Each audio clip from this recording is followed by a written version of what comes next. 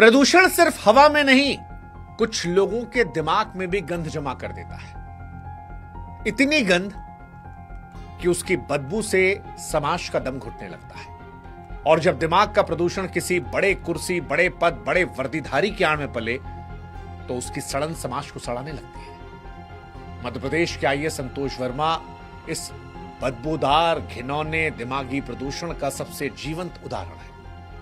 जनाब कहते हैं कि जब तक कोई ब्राह्मण अपनी बेटी मेरे बेटे को दान नहीं देगा या उससे संबंध नहीं बनवाएगा तब तक आरक्षण जारी रहे। एक परिवार में एक व्यक्ति को आरक्षण मिलना चाहिए जब तक कि मेरे बेटे को कोई ब्राह्मण अपनी बेटी दान नहीं करते, क्या उससे उसका संबंध नहीं बना।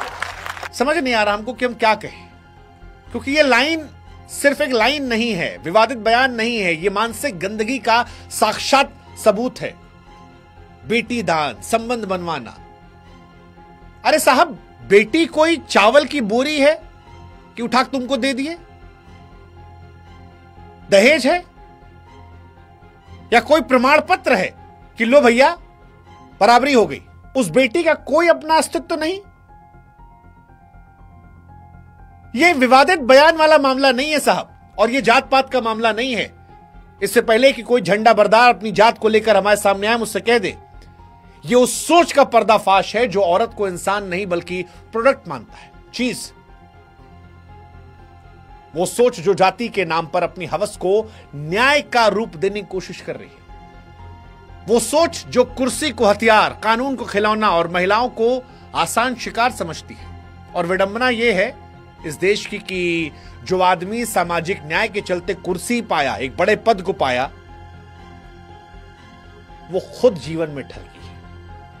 अपनी जीवन में कई महिलाओं के साथ शोषण कर चुका है वो।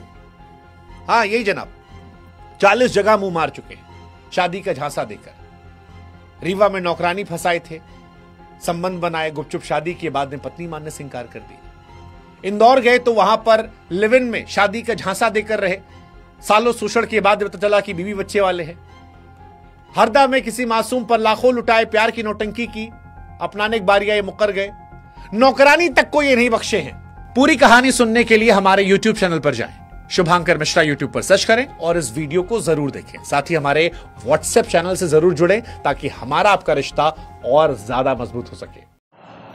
जय हिंद दोस्तों, ये एक वीडियो देखिए। इस वीडियो में कुत्ता बोल रहा है कि आरक्षण जब तक ख़त्म नहीं होगा जब तक मेरे बेटे को कोई ब्राह्मण की बेटी दान नहीं दी है। अब इस कुत्ते को सिर्फ हिंदू दिखते हैं, ब्राह्मण की बेटियां दिखती है, जब ये स्वयं खुद हिंदू है नहीं। इनको ब्राह्मण की बेटी से क्या करना है? अगर इनको बेटियां चाहिए तो मुसलमान की मांगिए, ईसाई की मांगिए, इनकी बिरादरी की मांगिए या और अन्य किसी समाज की मांगिए। ये अपने आप को हिंदू मानते नहीं हैं, हिंदू है नहीं है, हिंदुओं को भगवान को जब मानते नहीं हैं तो इनको हिंदुओं की बेटी क्यों चाहिए, ब्राह्मणों की बेटी क्यों चाहिए? जबकि ये कुत्ता खुद 40 जगह मुंह मार चुका है। इसने अपनी नौकरानी तक को नहीं छोड़ा है। रीवा में इसके कांड है, इंदौर में इसके लिव इन रिलेशन के कांड है। ये इसकी ज़िंदगी में खुद इतने क्राइम कर चुका है कि इसको तो गवर्नमेंट ने डायरेक्ट फांसी की सज़ा देनी चाहिए, लेकिन ये डायरेक्ट समाज पे आके एक अच्छी जगह खड़ा होकर बोल रहा है। अधिकारी है, आईएएस अधिकारी है। इस गधे को तो डायरेक्ट गवर्नमेंट ने फांसी पे लटका देना चाहिए कि तू इतना। पहली बात तो इनको तमीज़ नहीं है, क्योंकि ये आरक्षण की पैदावार है। आरक्षण से इनको भर्ती किया गया है। उस टाइम आरक्षण था, उस टाइम इन गधों को घोड़े की रेस में दौड़ा रहे हैं और ये घोड़े आज भी नहीं बन पाए, आज भी गधे के गधे हैं, इसीलिए ऐसी हरकत कर रहे हैं। मैं आप सभी से निवेदन करना चाहता हूं कि ऐसे घटिया सोच वाले व्यक्ति को सरकार ने समर्थन नहीं करना चाहिए, जबकि उसको सीधे फांसी पर लटका कर गोली मार देनी चाहिए। जय हिंद, जय भारत।